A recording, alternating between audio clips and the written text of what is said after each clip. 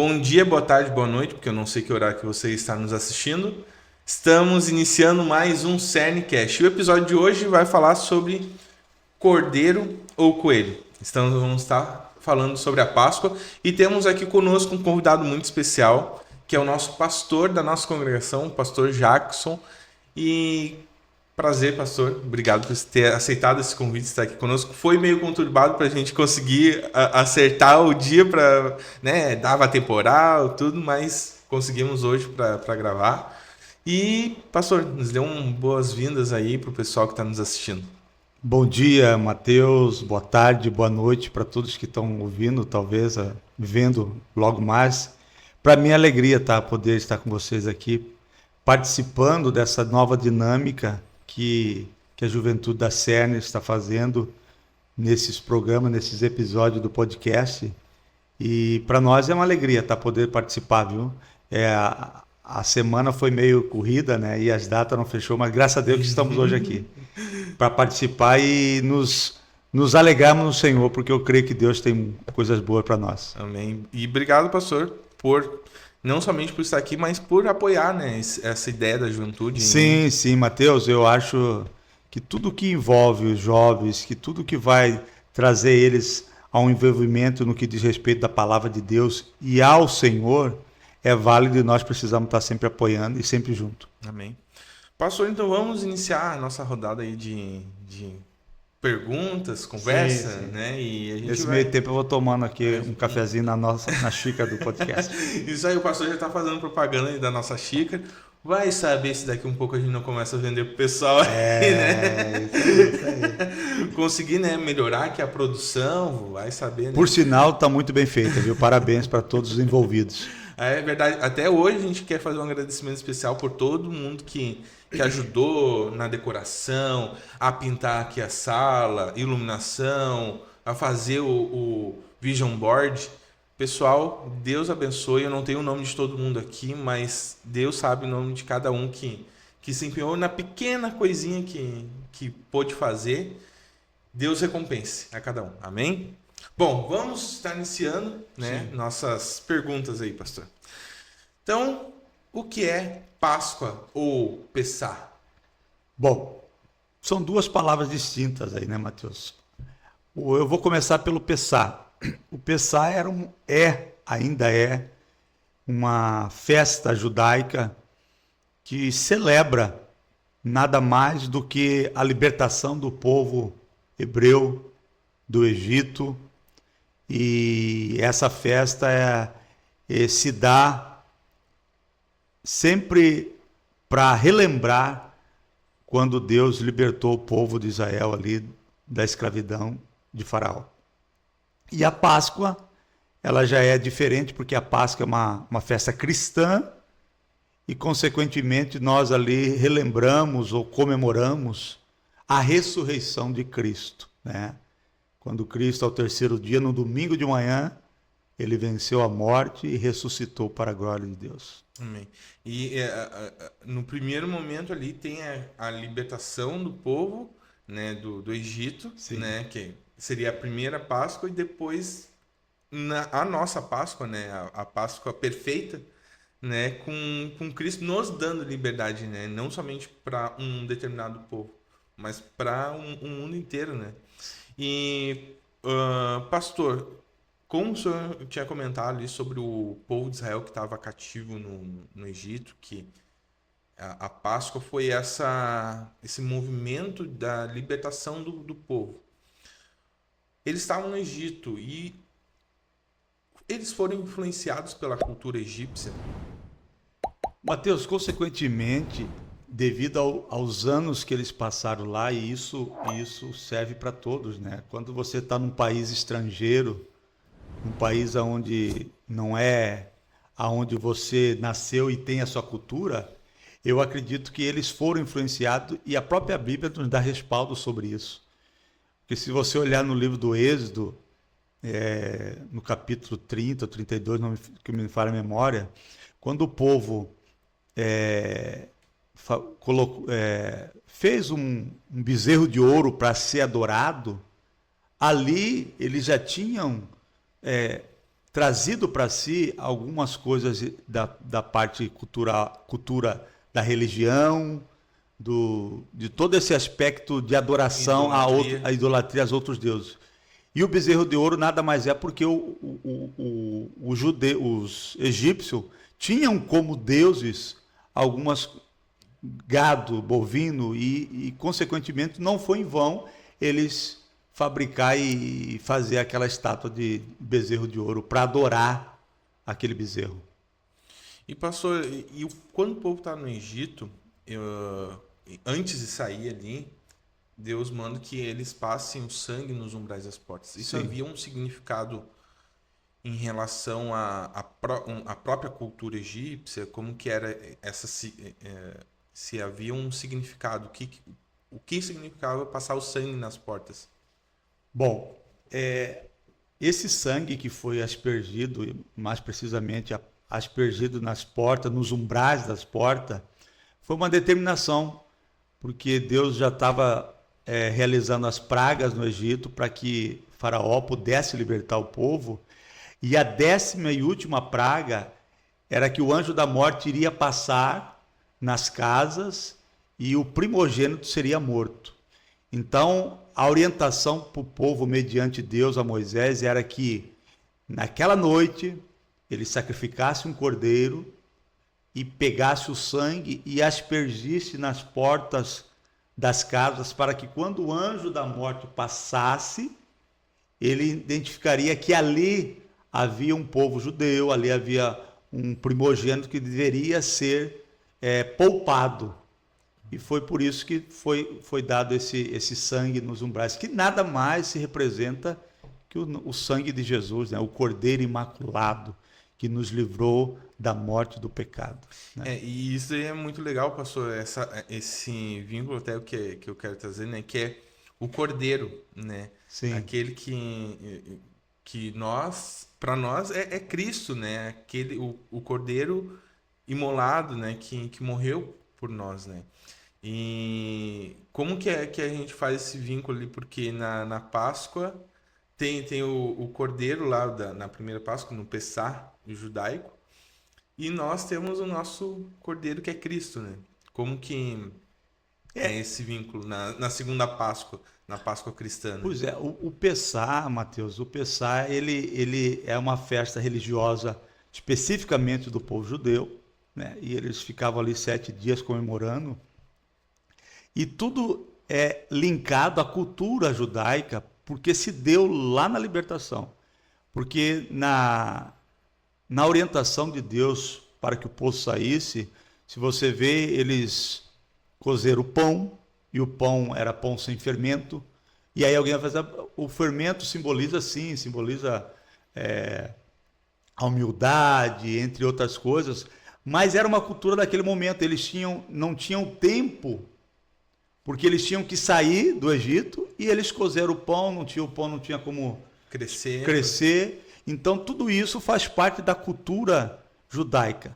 Porém, a Páscoa cristã, ela remete exclusivamente para Cristo morto no Calvário, o Cordeiro de Deus, e nós trazemos a Páscoa para os nossos dias atuais desde a época de Jesus, quando ele morreu e ressuscitou, uma forma de verdadeiramente reconhecer que aquele sacrifício foi através de Cristo e para todos, né? Uhum. E essa Páscoa, ela abrange a todos os cristãos, todos aqueles que reconhecem Cristo como o Senhor da sua vida, né?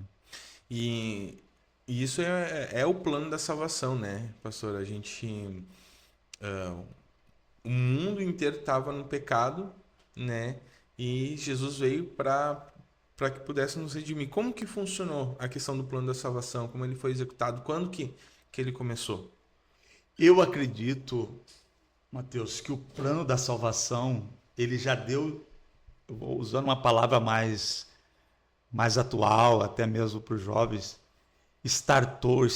deu start quando, lá no livro de Gênesis, quando Adão e Eva ali, eles comeram do fruto da árvore do conhecimento do bem e do mal, E ali Deus lançou a sentença tanto para Adão e como para Eva, e juntamente com a sentença em Adão e Eva, a serpente que induziu, que levou eles a pecarem, ali Deus, ele já profetizou, Deus falou que da semente da mulher nasceria um que pisaria na cabeça da serpente. Então ali foi o start do plano de salvação para o homem através de Cristo Jesus. Lógico que com o passar do tempo, a Bíblia, Deus foi levantando homens para que esse plano pudesse ser, de certa forma, concretizado na cruz do Calvário. Mas eu acredito que chegou um momento que o próprio Deus viu que o plano de salvação, da libertação do pecado, se daria somente através de Jesus Cristo. Né? Por isso que o Evangelho de João, lá no capítulo 3, verso 16, diz que chegou o momento que Deus amou tanto o homem que ele falou assim, não tem como, eu vou ter que vou enviar o meu filho para morrer, para que todos possam alcançar a salvação através de Cristo. Amém.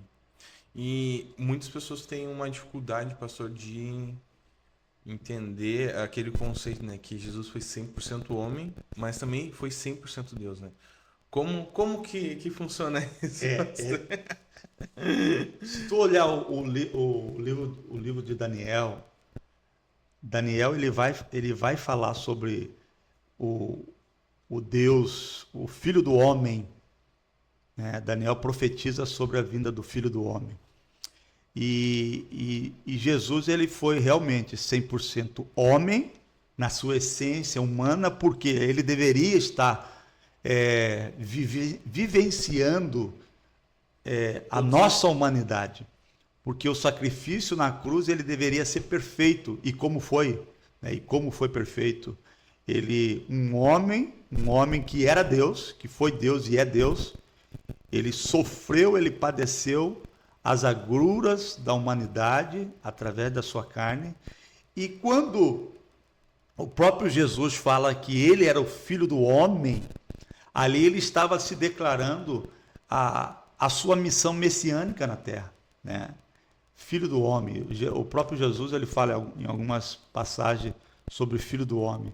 Então, o plano de salvação foi completo porque Jesus se fez 100% homem, 100% Deus na sua essência, né?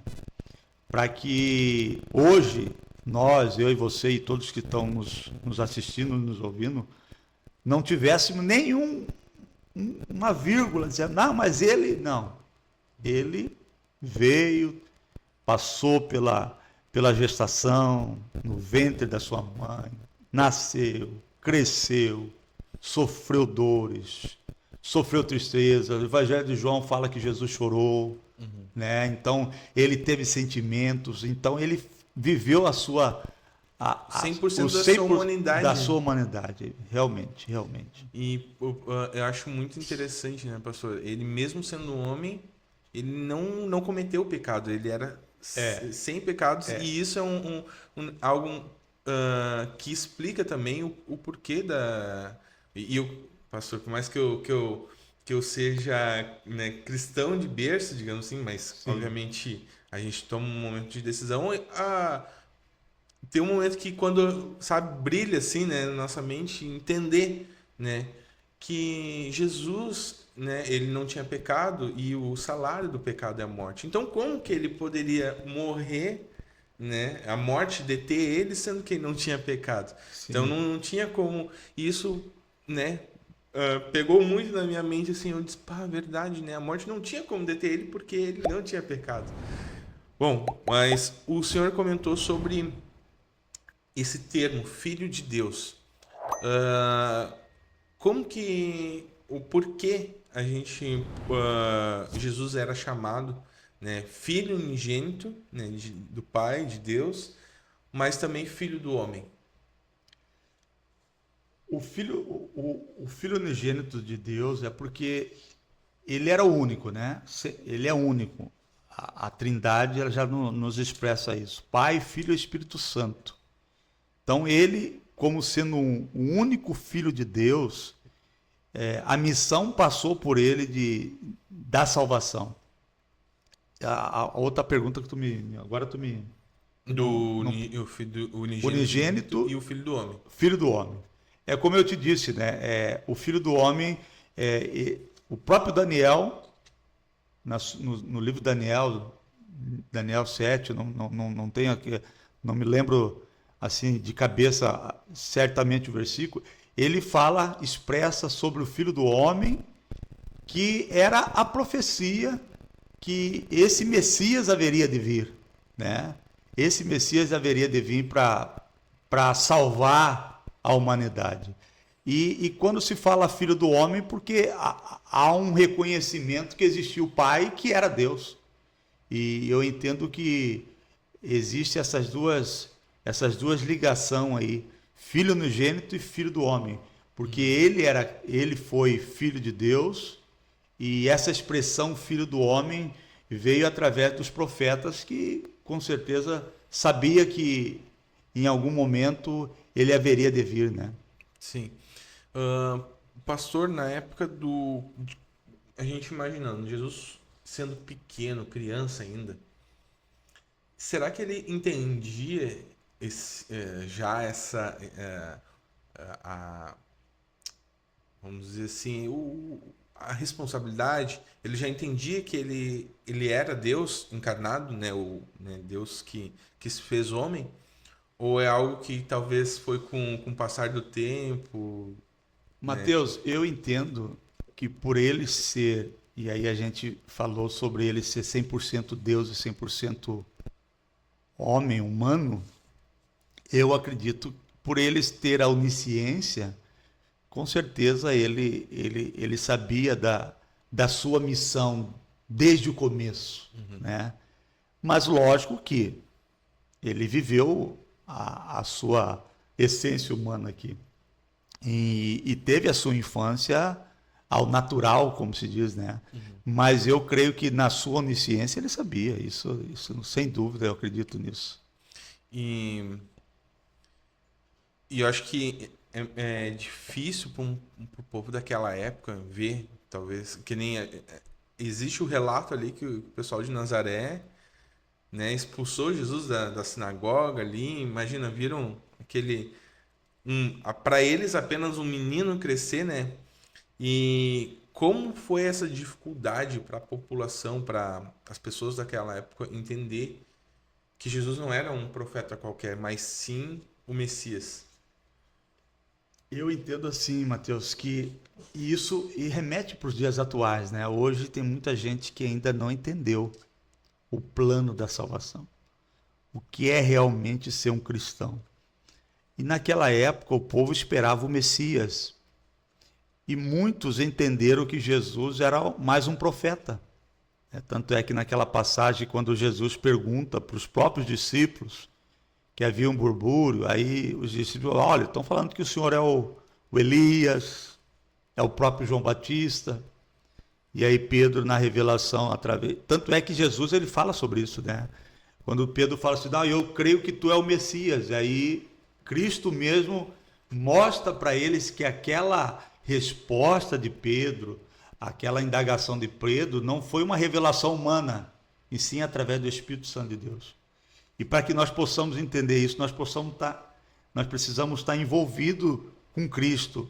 E eu acredito que é por isso que eles praticamente expulsaram Jesus, porque o povo esperava o Messias, um libertador, alguém poderoso, que viesse para transformar tudo aquilo. E aí Jesus veio como um cordeiro, né?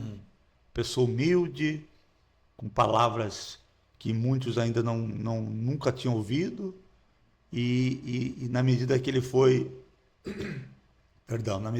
se envolvendo, aqueles que acreditaram e creram, e se a gente olhar aqueles, no dia da crucificação lá, quem estava lá do lado dele era só dois, né?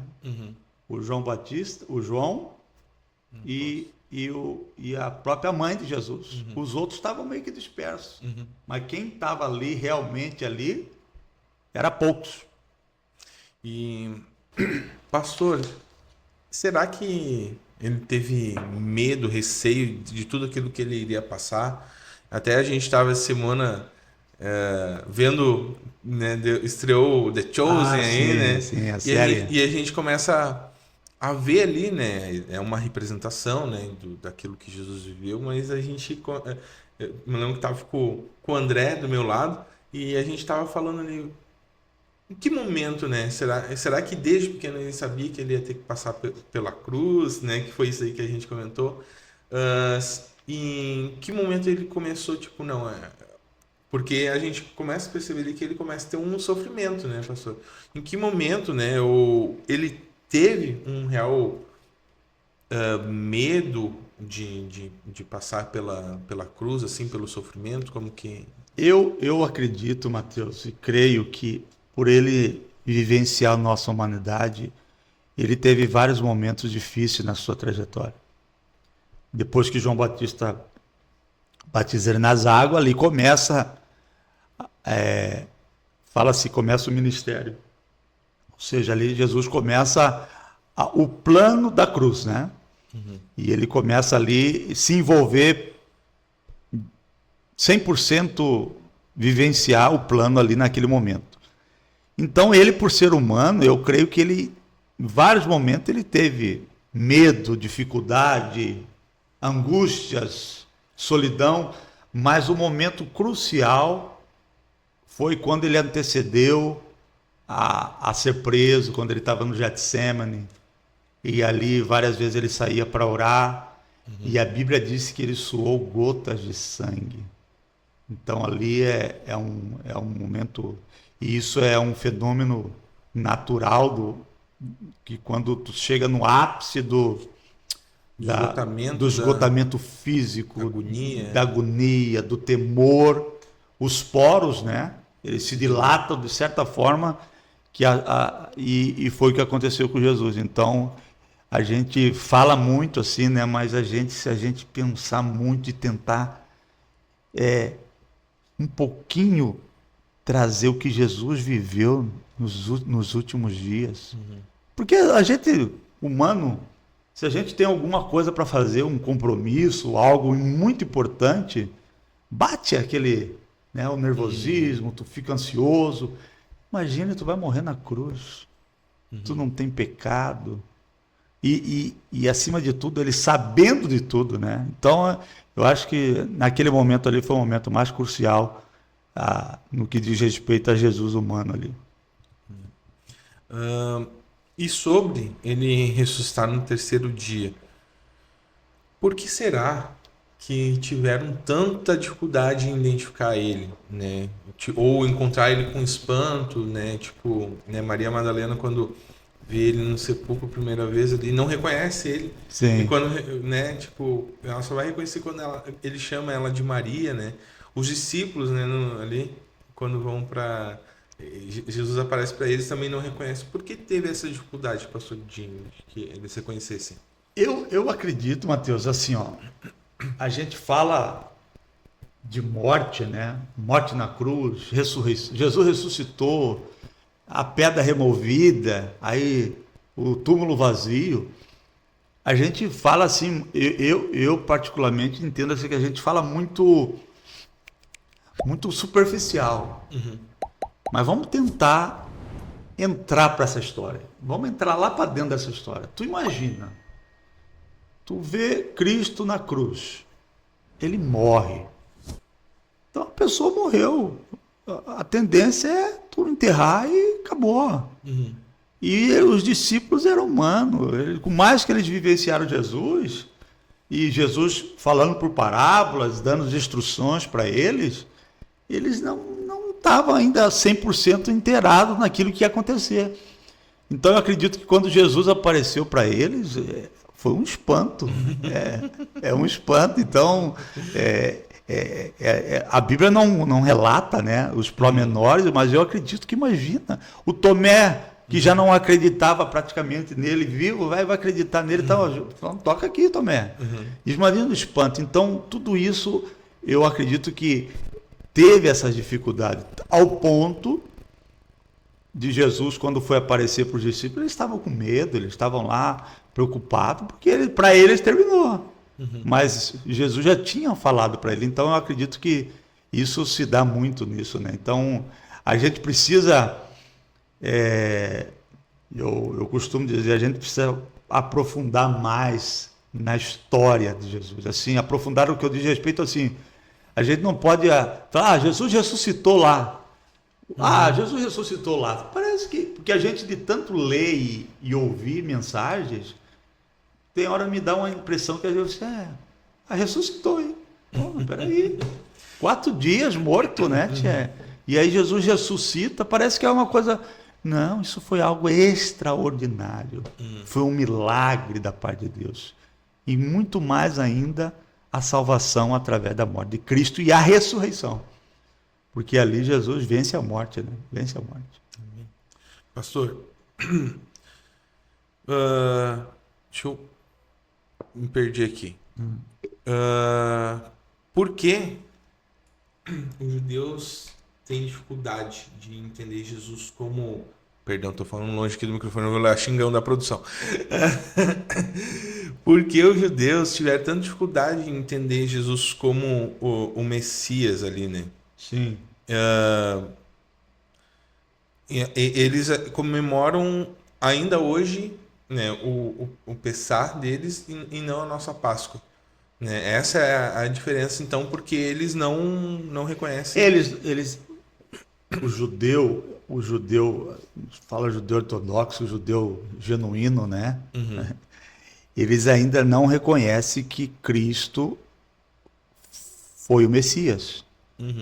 Eles esperam ainda o Messias. Eles reconhecem Cristo como um profeta que veio, um profeta que fez coisas extraordinárias aqui.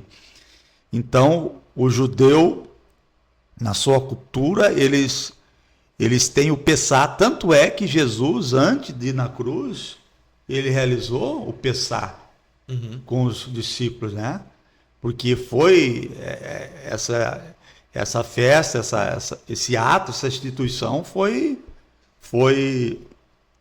idealizada, foi direcionada por Deus lá no Êxodo, depois da libertação. Deus falou assim, a partir de agora vocês vão celebrar isso.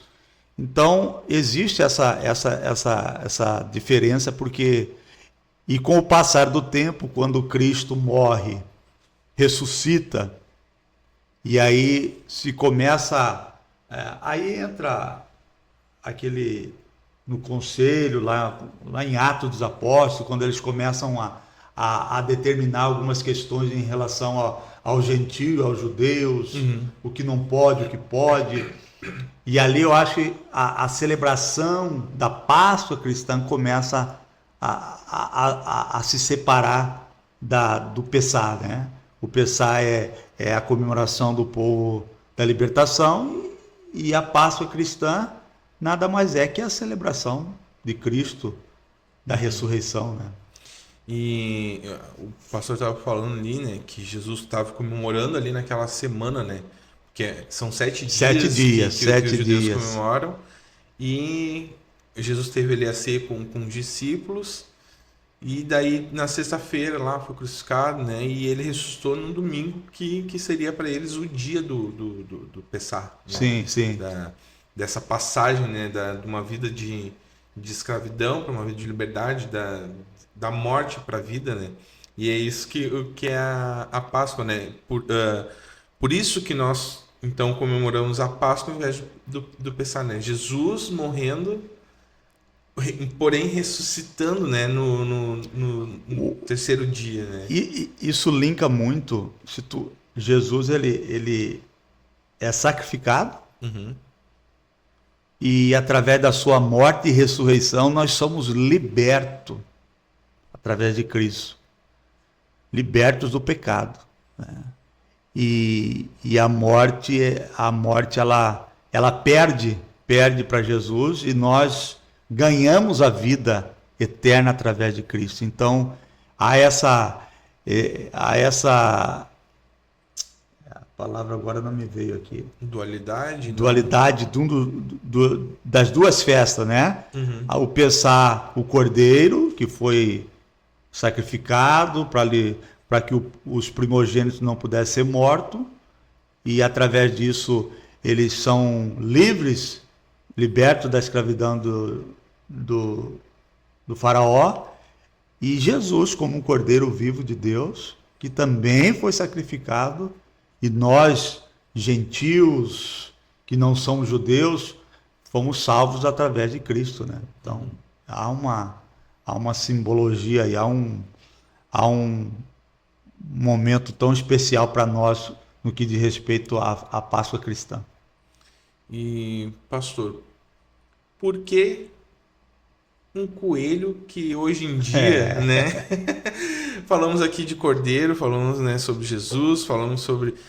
E do nada surge que hoje em dia, né, as pessoas relacionam, né, falam Páscoa, já pensam em coelho, já pensam em ovo, em chocolate. Qual é essa relação, né? Eu estava lendo, Mateus, e na Idade Média já se tinha essa ideia de presentear com uns ovos da própria galinha, né? Da própria galinha, que para eles era um símbolo de vida, de renascimento. Não renascimento, mas um símbolo de fertilidade. Uhum.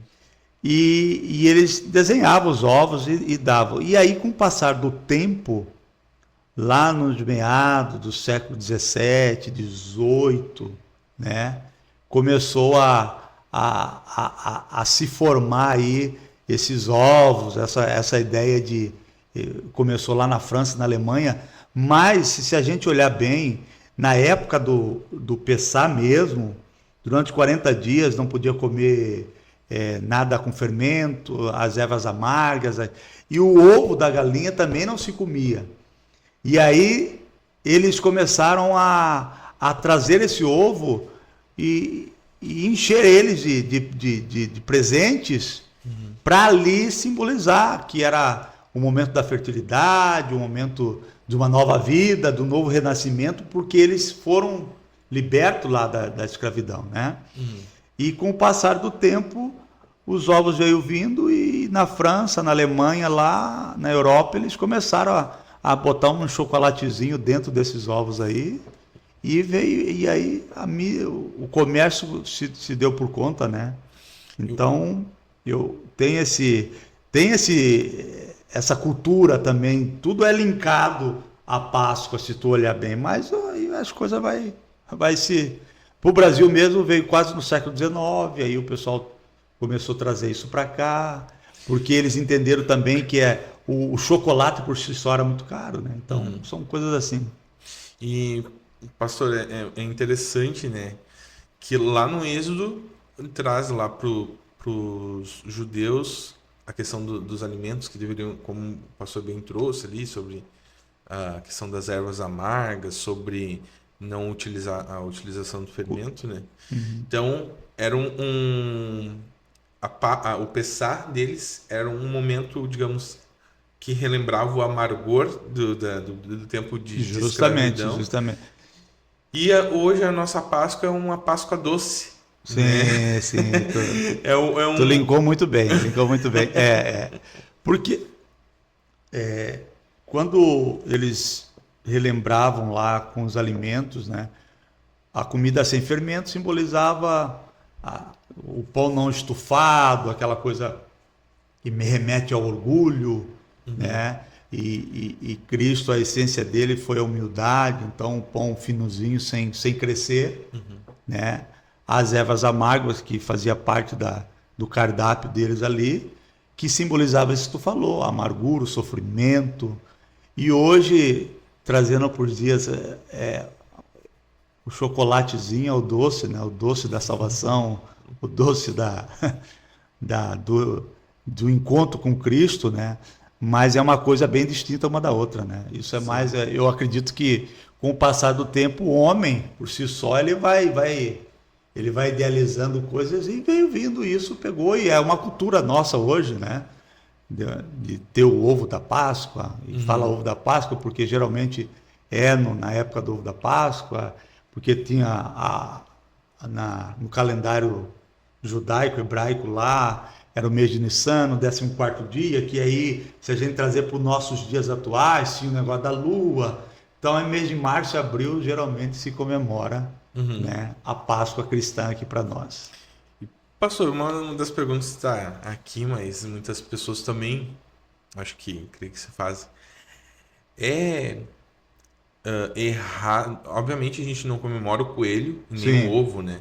Mas é errado o cristão, né? Daqui um pouco fazer, em casa aqui as patinhas do coelho para criança, o ovinho de Páscoa ali. Existe algum impeditivo, digamos assim, para nós como cristãos que entendemos a verdadeira Páscoa? Mateus, olha só. Eu entendo que nós cristãos, e aí quando tu fala sobre pegadinha de coelho, botar, a gente está falando sobre criança, né? Eu acredito que, um abraço para o nosso querido evangelista irmão Luiz, que é o teu pai. Eu acredito que hoje, no dia de domingo agora, o irmão Luiz não vai fazer uma pegadinha para ti, de ovo da Páscoa.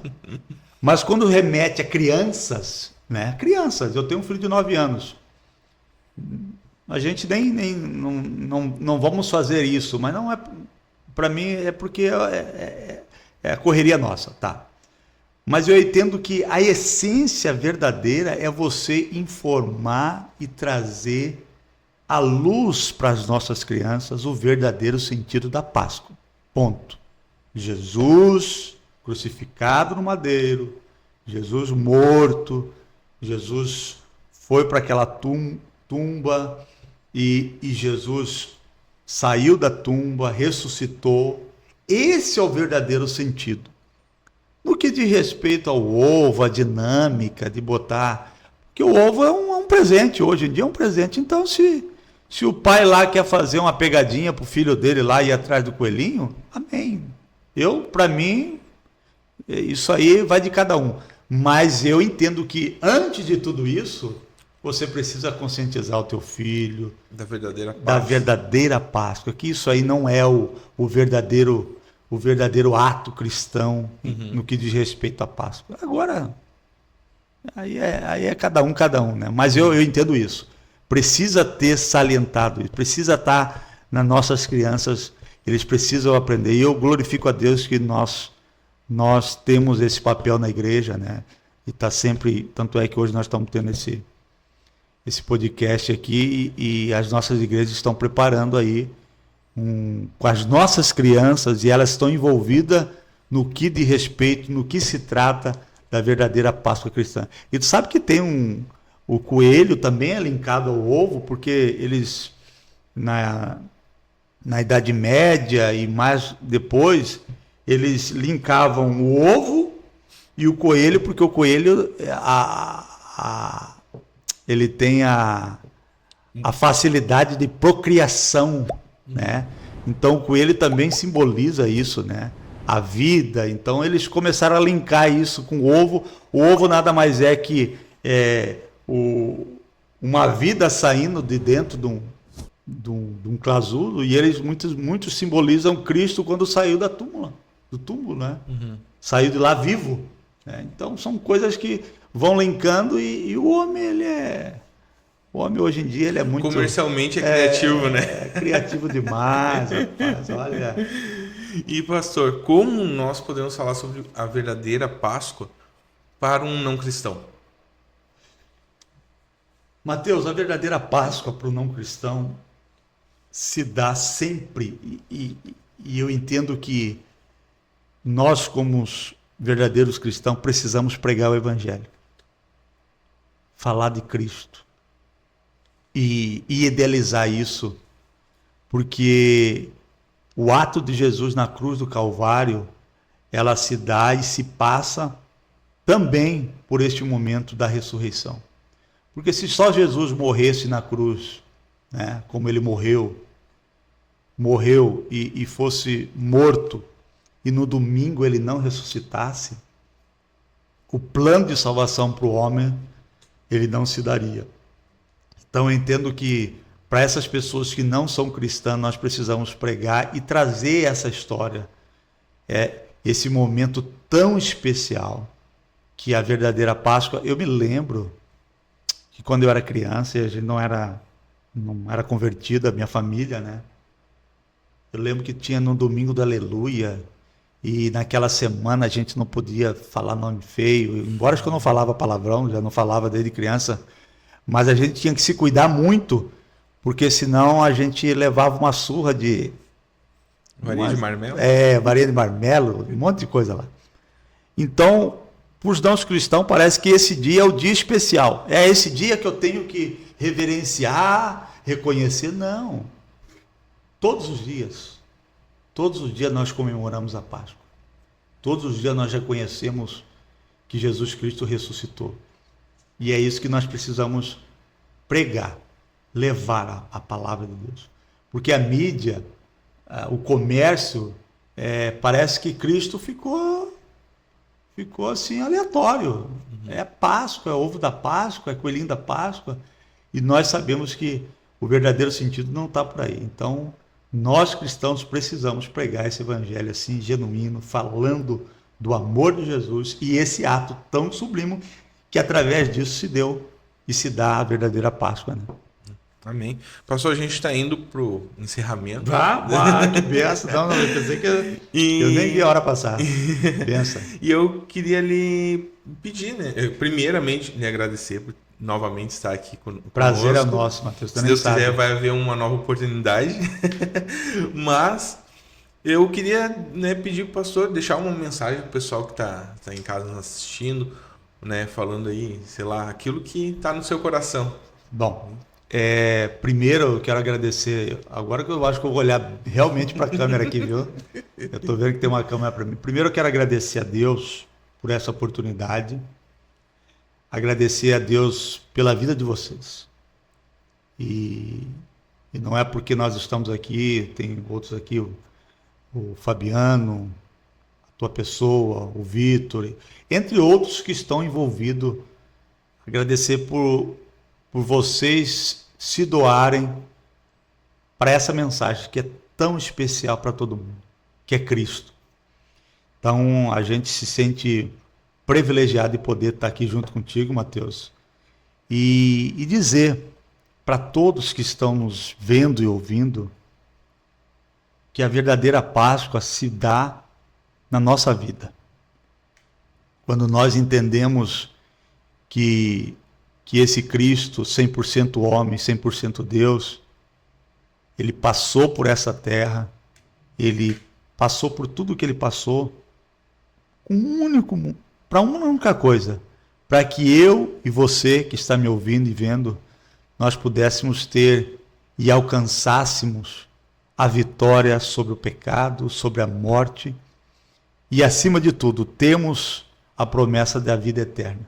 Eu sei que talvez para muitos que vão nos ouvir é um pouco confuso, mas quando nós reconhecemos que Cristo é o Senhor da nossa vida e quando nós cremos que Ele, no domingo de Páscoa, Ele ressuscitou, esse sentido ele passa a ser mais forte na nossa vida e nós vivenciamos Ele todos os dias. Porque a verdadeira Páscoa ela se dá todos os dias da nossa vida. Em todos aqueles que reconhecem Cristo como o Senhor da sua vida. Amém. Obrigado. Acho que é isso aí. Obrigado, pastor.